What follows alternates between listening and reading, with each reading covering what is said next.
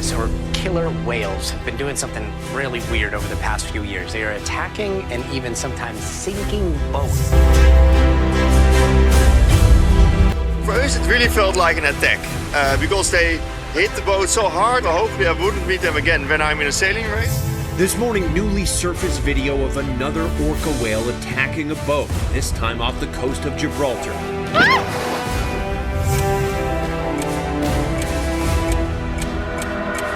Three boats, three crews, one terrifying pattern.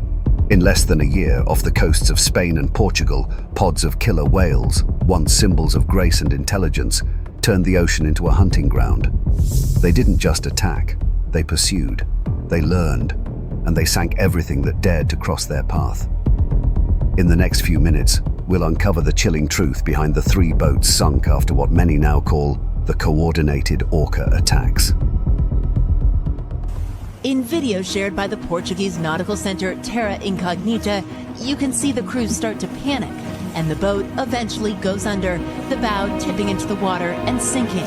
Now, to the killer whales that appear to be targeting boats in Europe, attacking them, and even managing to sink three. And researchers don't really know why this is happening, but there's some speculation that this could be, and get this, a series of coordinated attacks. It sounds so bizarre when you hear it.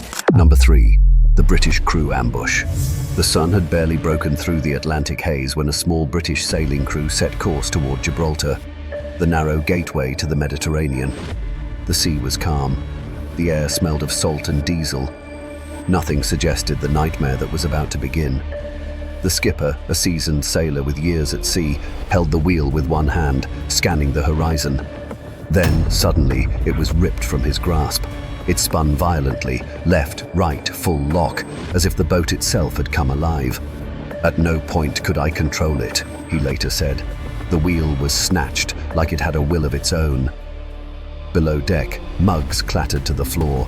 Navigation gear skidded across the table. The boat shuddered as something massive struck its hull. Then came the second hit. The crew leaned over the rail and saw them. A pod of orcas, nearly 20 strong, gliding beneath the surface like black and white torpedoes. Some were the size of buses, others barely calves. They weren't curious, they were coordinated. One rammed the keel, another scraped its body against the rudder. The entire vessel vibrated under the impact. The skipper cut the engine, hoping the silence might calm them. But the water around them churned with white foam and deep, guttural breaths.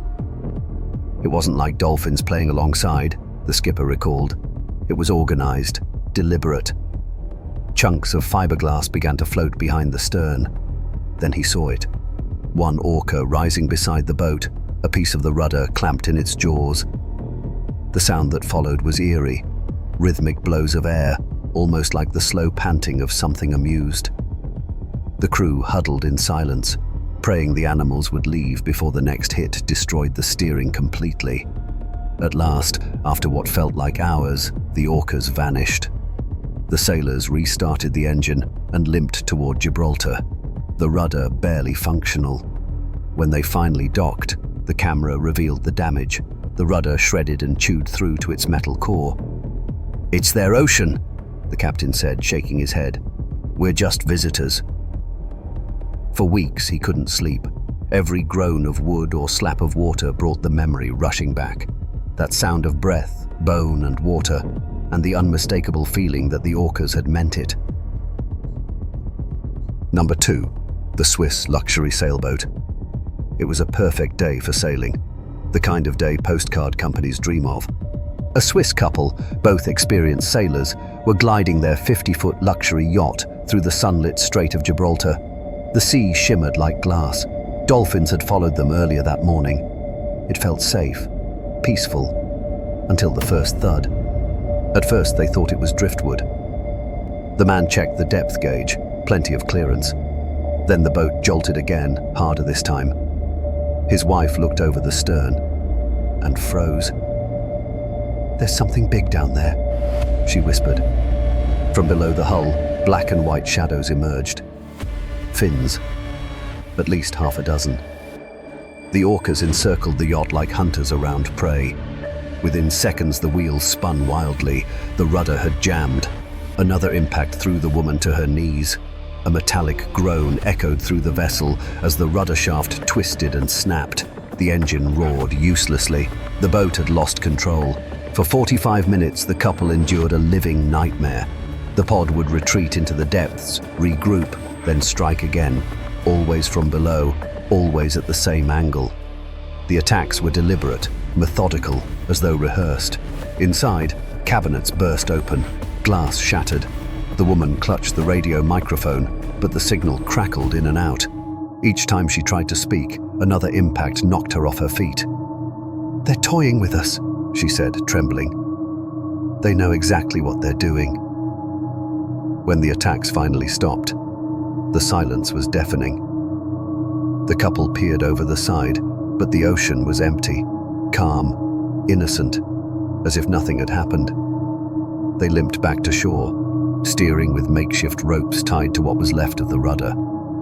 Later, marine biologists examined the footage and confirmed that the same orca pod, identifiable by dorsal markings, had been seen weeks earlier attacking other vessels in the region.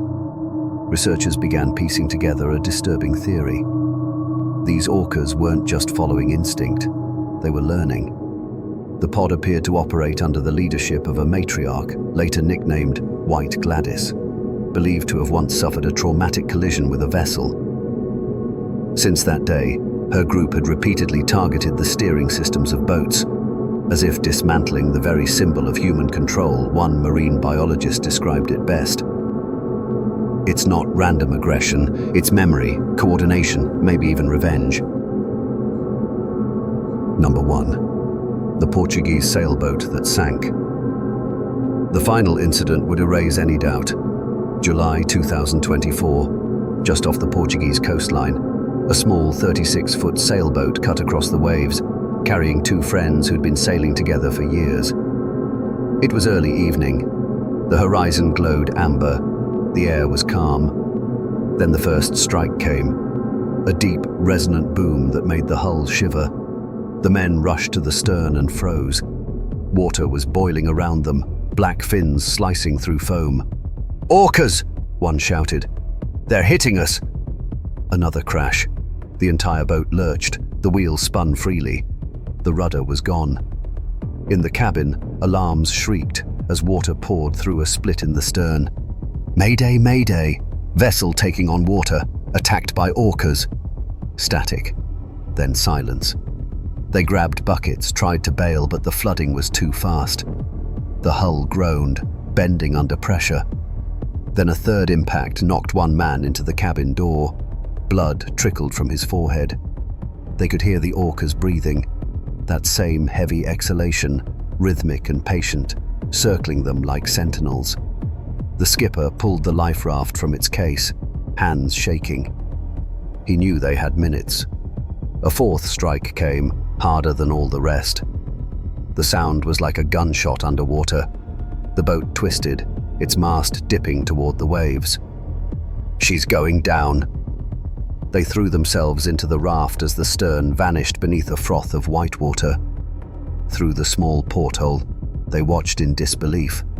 Their sailboat rising, then tipping, the mast pointing skyward before slipping under completely. The orcas circled once more, their shapes gliding in slow loops around the sinking wreck. Then they disappeared into the deep. Rescuers found the two sailors hours later, clinging to each other in silence, their raft adrift among floating debris. They had survived, but their boat was gone, pulled into the Atlantic darkness. This time there was no mistaking it. The pod hadn't just damaged the vessel, they had destroyed it. When the survivors were questioned, their answers matched every earlier incident. The same behavior, the same eerie calm before impact, the same sense of intelligence, as if the orcas knew precisely what they were doing. In the months that followed, new reports poured in from Spain and Portugal. More boats struck, more rudders destroyed. Researchers soon identified one matriarch, White Gladys, believed to have suffered a collision with a yacht years earlier. Since then, her pod's behavior has spread across the region. Some scientists call it learned behavior, others call it revenge. Whatever the truth, one thing is certain. These orcas are no longer just watching, they're responding. Out here, the ocean still belongs to them.